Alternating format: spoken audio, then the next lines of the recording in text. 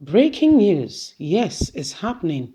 EFCC, ICPC officials accuse Buhari of sabotaging the fight against corruption, caught in his own very word.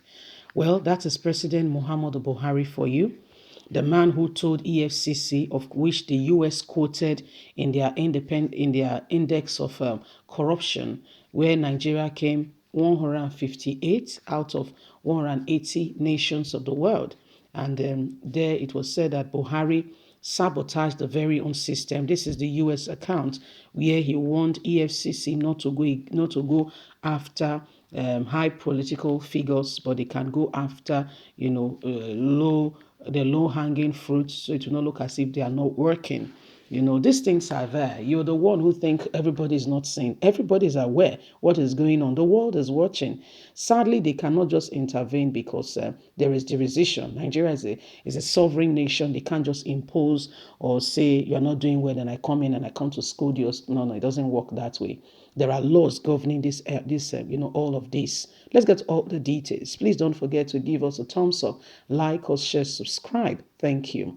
Officers of Nigerian Anti-Grief Agency, EFCC, ICPC, says their morale and commitment to work have been affected by the conversation and the controversial presidential pardon of Jolly Naimi, former governor of Taraba State, Joshua Daye, former governor of Plateau State. Both men has been convicted and jailed for stealing state funds in billions.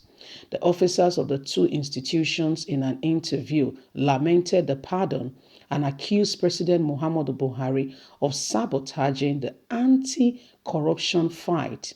We say we're fighting corruption. We are the same people shooting ourselves on the foot. The officers asked not to be named for fear of victimization or losing their job. We used to say our problem in our work against corruption is the judiciary, but we see a lack of political willingness by the president, one EFCC officer said.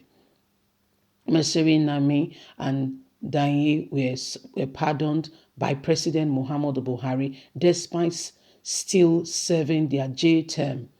What's the president business with people who have stolen, yet we go after little boys, calling them Yahoo Yahoo? I'm not saying they should steal, but this is terrible. Mr. Danye, 64, and Yima, 66, were convicted for mismanagement and stealing public funds while they were governors of their state. Former governor of Plateau State, Senator Joshua, during his arraignment at the FCT High Court, Abuja on Tuesday, 12/6/2018, the court sentenced him to 14 years imprisonment for fraud and misappropriation of funds. The suitcase number is there. And also Basia on Thursday on the National Council of State meeting held by the Presidential Villa in Abuja, Mr. Buhari granted pardon to the two former governors, as well as 157 others on the grounds of health and age. These are people who steal from the nation. By granting them pardon, insider disclosed that Mr. Buhari, who rose to power on the campaign of fight against corruption, has deepened the morals of the officers of the anti-grief agencies. We used to say our problem was the judiciary against corruption, but that's not true. It is the president. One official said the anti-grief agency is now mere just what they use to go after people who they want to victimize. The truth of the matter is there are real thieves in government, and Nigeria can never be better if the presidency is part of it. I don't know what you guys are trying to say, that the president is not part of it. The president, we know, is not part of it. Do you know how much was recently approved again? The president's campaign, I remember very well listening to that word vividly well with my very own ear, not with somebody's ear. Somebody's ear, meaning hearsay. Somebody told you that this was what he campaigned. I heard it with my own ear. Okay, with my own ear, I heard him saying that the PDP coming up to say fuel subsidy was fraud. This was part of how they defraud Nigeria, blah, blah, blah, blah, blah, and some other promises being made. Listen, guys, the same President Muhammadu Buhari, less than a year to go in office, the same person, not a different person, all things being equal, the same man 2022 told the National Assembly to approve 4 trillion, which I tell you, the guy is stocking up. Don't forget about the borrow that has also just been approved. The guy is stocking up naira like no other. He's stocking up for his children the grandchildren that have not been born, because his children are already born. The grandchildren has not been born. He's already stocking up money. His children will never work again in life. If they work, it's just to, I don't know what they intend to do by working. That's how bad things are. The wife of the president is living in Dubai. I can assure you she's living as a king in Dubai. Of course, it comes with the office. So I'm not against her affluence or however she lives. But I'm just trying to paint a picture here. This is Nigerian money going down the drain. This very same person came on the back that I'm going to fight corruption. Parts of his words.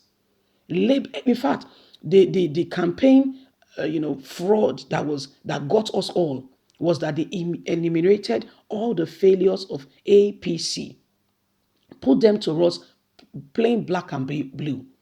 This was it. And I'm not going to do this. This is how I'm going to go about it. And of course, gullible. We desperately needed change. We were tired of the same status quo. We needed a different, scenario. We needed Nigeria to be better. We wanted our education system to be stable. Students don't have to be at home when there's academic session going on. We wanted our roads not to be a death trap. We wanted our hospitals not to be mortuaries, but to be a treatment center. We wanted, innovations. We wanted job, where a country that is safe, that other people, investors can come in and invest. And guess what? When they invest, that is job creation. They will not bring foreigners to do the job. Even if they can't bring everybody. They will employ people within the land. And there will be agreements that you are employing, your workforce must be 70% local, people from that area. That is job creation. That is wealth creation. That is people getting involved out of idleness. That is the people paying tax. That is the GDP rising. That is the nation getting into order. That is employment. That is life moving. That is the circle of life. But here we come in. Welcome to the year of deceit, lie, dishonesty. Now EFCC is crying. Bawa is there. They go after the by the way, disclaimer, we're not saying go and commit crime. But this is who they are. What has happened to Malami? Tell me. Leave us a comment. God bless you. Have a lovely day. Bye for now. Have a good day.